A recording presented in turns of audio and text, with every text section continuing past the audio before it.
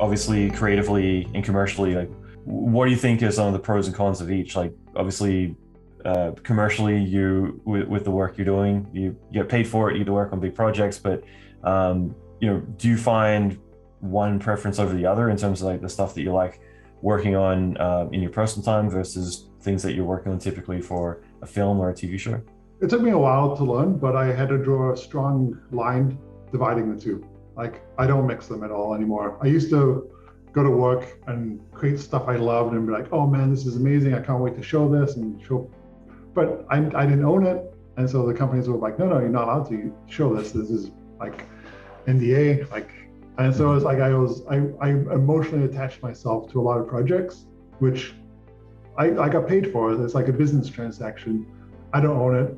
They can do whatever they want. They can take it and throw in the garbage. And I had to become okay with it, which was very difficult. But that's what personal work is for. Like, you do personal work not to be told what to do. You just do whatever you feel like. That's your creative output, not the industry.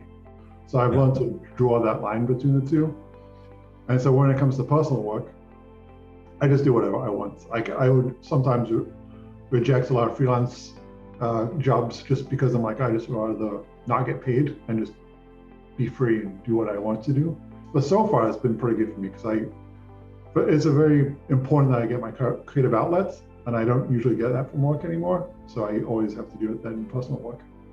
And that's kind of loops back to what we were saying earlier, that suddenly going online where it's like I get my creative outlet, I can do whatever I want, then it's like, no, the gods of social media are spoken. I can't do four-headed people. It's an interesting thing just to kind of see, like because I think deep down it comes down to who are you doing the art for. But it's easy to get persuaded to do your personal work for other people. Like, people are like, oh, we love this, I want to see more of this, and so you feel like you should do that, and it's like, you really have to listen to that inner voice and be like, no, I'm just going to do whatever I feel like, whether you like it or not. I mean, back before social media, I'd draw on my sketchbook, finish a drawing, close the book, put the book away. Nobody would ever see it. And I felt great. I never did it for anybody else. It's pretty amazing. Again, like I could go on and on about it, but yeah, I think it is a really fascinating subject around like who are you truly doing the art for, and it's also one of those things that you'll usually hear the people who, I'm going to do air quotes, have made it, that are going to say you do it for yourself, and it's like the people listening are like, well, it's easy for you to say because I haven't got there yet, but it is one of those things that, like, are you doing it, is your creative style dictated by what's trending versus what creative outlet, like what's inside of you. So I find the subject really fascinating. And going to your personal work, I mean, obviously I'm sure you get a lot of attention online. I guess, like, when did it happen, and what was the piece that I guess was the one that everyone's like, holy crap, like, have you seen this, and kind of seeing things really blow up? I'll say my very first self-portrait. I think that's when people started to recognize my work a little bit.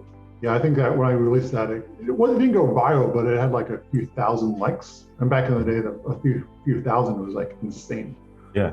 So I think that was a big one, and I just kind of went with the flow, and then as each time I did a new portrait, I just got more and more likes. I do think artistically, I've gone through stages.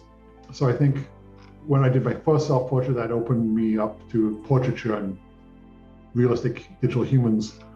And then I think it was probably my second self-portrait where I think I took the next step. And after that, I felt like I figured out more techniques to create more believable likeness in like more photorealistic styles. And so I felt like I made another jump at that point. And so that my second self-portrait was pretty successful too. That's cool. And is there any specific favorite pieces that kind of stand out to you for, again, story or for whatever reason? It depends on what mood I'm in. I think one of my favorites ones is my latest self-portrait, because that for me has really defined a new style, like that's where I was kind of breaking away from the old master style and trying to figure out who I am and what my voice is. So mentally that put me to another state and another level. But as for portraits I like, I've got a few favorites. Jasper is one of my favorites, just because I love him. He's my nephew. I'm on there right now looking. But which one's Jasper? Okay, I see it. Yeah. He's my 7-year-old nephew. I just like them because they think he's an awesome kid. Yeah. But artistically, I think Marie and my latest one, Prometheus, have been the most enjoyable, fun ones to create. The ones which are a little bit more weird. Yeah, no, I love it. I saw that the other day actually, and I guess like talking about that one for a second, like what was the inspiration behind that? Like doing all the musculature and going for a bit more of a different approach. I've been focusing so much on trying to capture people's likeness and identities. I've been focusing solely on the skin, but really it's like identity goes to the bone, basically. And I've worked so much with the anatomy. I'm like, well, like, why am I always only staying on the surface? I just wanted to go extra levels deep and try and capture someone's personality and likeness to by seeing the muscles as well. And then I was like, well, I can't just do just muscles. So I just figured out, try to figure out a way how to blend muscles with skin. So I came up with this like flame transparency. So you can, like, as the flame comes up, you can see the muscles underneath. And then, yeah, it's just, I don't know, like seeing identity through different ways.